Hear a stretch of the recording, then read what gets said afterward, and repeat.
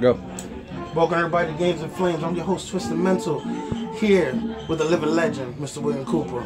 Word up. You know what I'm saying? We here, the Pale Horse Rider, William Cooper, God's Will. Beware the Pale Horse. Gem-Star Regime, we in the building. Mr. Cooper, let me ask you, what inspired you to become an artist and what are some of your influences? Well, I mean, that's a shit.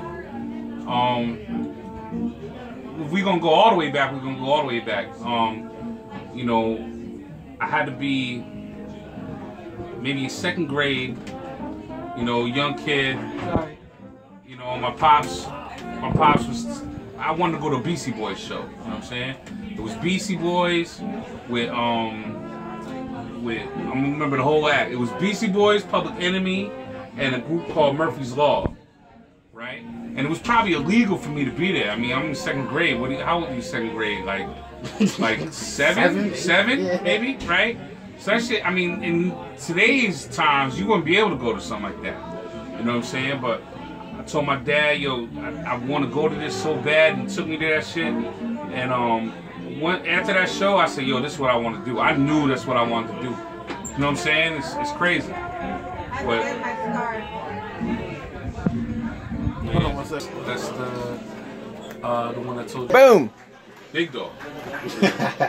So you were saying you went to the Beastie Boys show? So when I was a kid, I'm like 7 years old, my dad was like, yo, I bugged my dad to take me to this concert. You know, Beastie Boys, Public Enemy, and Murphy's Law. And after being there, I said, yo, I knew this is what I want to do. I knew this is what I wanted to do.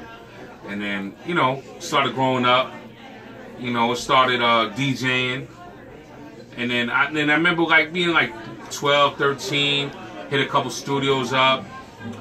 And then got a little older and nobody wanted to give me no beats, yo. Nobody wanted to give me beats. Everyone wanted to sell me beats, sell me. And I said, you know what?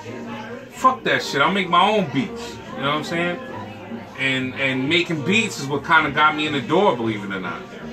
You know what I'm saying? Because then I did like Tragedy Gaddafi, Still Reporting record. The joint Hood Love. I did some joints for like Tripe Diesel from the Theodore unit with Ghost. And started linking with like Infamous Mob. And then I kind of let people know like, yo, I rhyme. And they're like, oh, you rhyme for? And I'm like, yeah. I'm like, that's what I really do. I fucking made beats to make y'all pay a fucking attention. You know what I'm saying? Yeah, get your foot in the door. Yeah, like, yeah. And I love doing beats anyway. You know what I'm saying? I mean, shit. You know, I mean, I was A&R and on Loud Records. Oh. You know, we had everybody on there. I was like assistant A&R.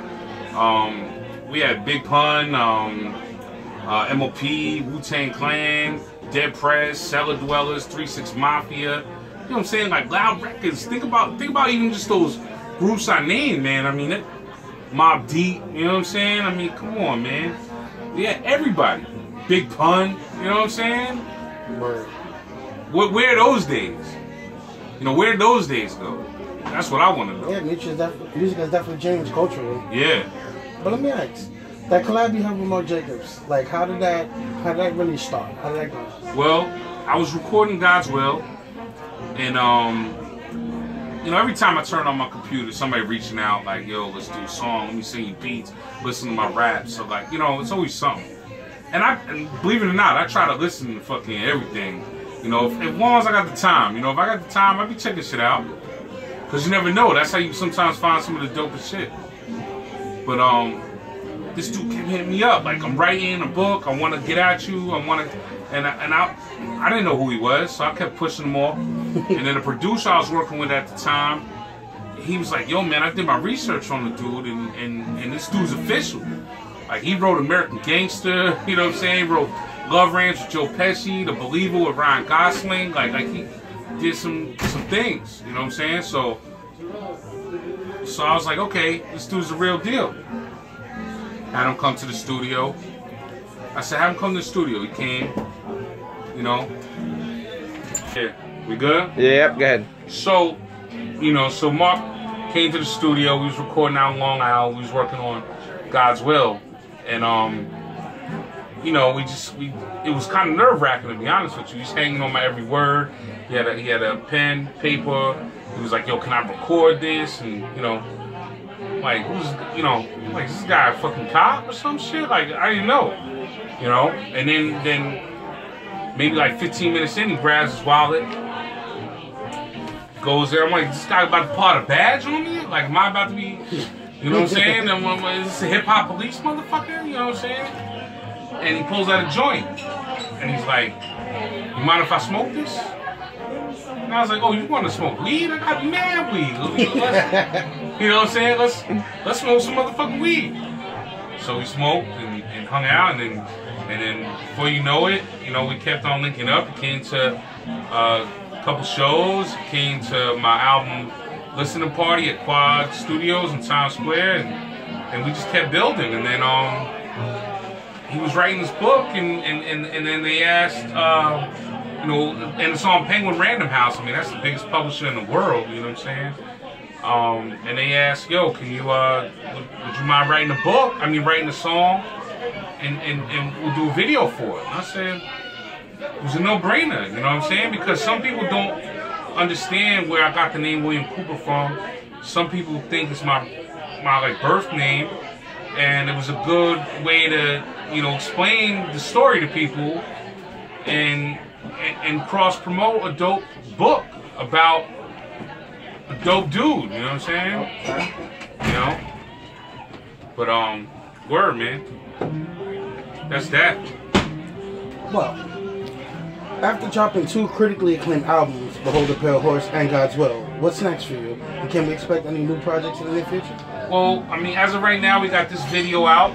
You know, Pale Horse Rider. It's been out for about 2 weeks, a week and a half, something like that. And that song's out everywhere. You know, all your digital services and all that shit, like Apple Music and, you know, all them shits. I ain't gonna promote all them. Yeah, it's out there. And then, you know, I'm working on some other shit. I'm working on about 3 albums right now. I don't want to drop too much shit on it, but like one's with a real legendary dude, you know, MC, big legendary MC. Another one's a solo record, and I got another group project that I'm working on that I'm gonna let y'all know about soon. You know what I'm saying? So tell me this. Hit you with one here. Alright. 3 artists. Kill one. Nah, 3 artists dead or alive that you would have loved to collab with. Man. Number 1 off the bat, Nas. Period. Number 2 is Cool G Rap, and I made that shit happen. You know what I'm saying? When we did American Gangster. I mean, that was like fucking one of the most amazing things to like build with him and really like, it wasn't like, you know, I don't do songs with people where it's like, yo, let me get a verse. Like, nah, we gonna build. We're gonna make a song. We're gonna make a record. You know what I'm saying? It's not it's not the bullshit. You know what I mean? Me and him really sat down and chopped it up, figured out what we was gonna talk about, what we gonna, you know, do, and that's how you make good records. The other person, I mean, it's tough, man. I mean, Nas, man, is just like number 1, man. You know, and I know Nas knows what time it is, because on that Untitled album, he said, I'm gonna expose y'all like William Cooper, who told y'all the Pale Horse is the future. He said that on the song Testify. You know what I'm saying? And so I know you know what time it is, man. We just gotta connect. You know what I'm saying? And I know that shit'll be crazy. You know, I wouldn't mind doing a song with Jada too, man. That guy there, he's definitely something special. You know, and anytime I get a chance to do anything with any of the Wu-Tang Clan, I mean, come on, they the gods. Facts. Check this out. This is a 2-part video. What's your favorite album of all time? Huh. That is a tough one. You know, it changes. It changes, you know, from time to time. You know, one of my favorites of all time is definitely Liquid Swords, you know, by GZA, you know what I'm saying? The second Gravediggers album, you know, with the white cover, pick, shovel, and sickle, pick, sickle, shovel. I don't know the right order, but that's one of my favorite albums of all time. You know, it's tough, man. There's so much good music out here. bad thing is some of the best music's already been done. You know what I'm saying? I mean, hopefully, this has been a good year for hip hop. There's a lot of things out there, but it's kind of like when baseball cards got oversaturated. You know what I'm saying? Like when there was like 3-4 baseball card companies, like it was ill. But now it's like if everybody, you know, I go into the chicken shack, I got 5 different people trying to sell me a CD. It's like that's where technology went wrong. It's like, you know what I mean? Saturated the market, it killed the value. It ruined it all. It ruined it all, you know? Ain't nobody want to even buy, like, fuck that. Nobody even want to buy it. You can have the illest music, nobody still want to even buy it. Yeah, they buy like one little thing, stream it. Yeah, they want to buy your hat that you have with your album. They'll spend $50 on a hat, but won't spend $10 on a record. Facts. You know what I'm saying? It's the way, it's crazy. It's the way we get, the evolution of hip-hop right there. Yeah. Well, so I got this hat coming out? You might as well drop more hats than albums at this point, right? Go into fashion and see if that's where it's going. You know what I'm saying? But yo, Will, being that this is Games of Flames, you know, a lot of our subscribers and stuff into games. Gotta ask you, man, what's your favorite game of all time? Video game? Video game. I mean, it's crazy because, like, I'm an old school video head. Like once I started like making beats and shit, that became my video games. You know what I'm saying? So I gotta take it back to it's probably Mike Tyson's Punch Out. You know what I'm saying, on Nintendo, or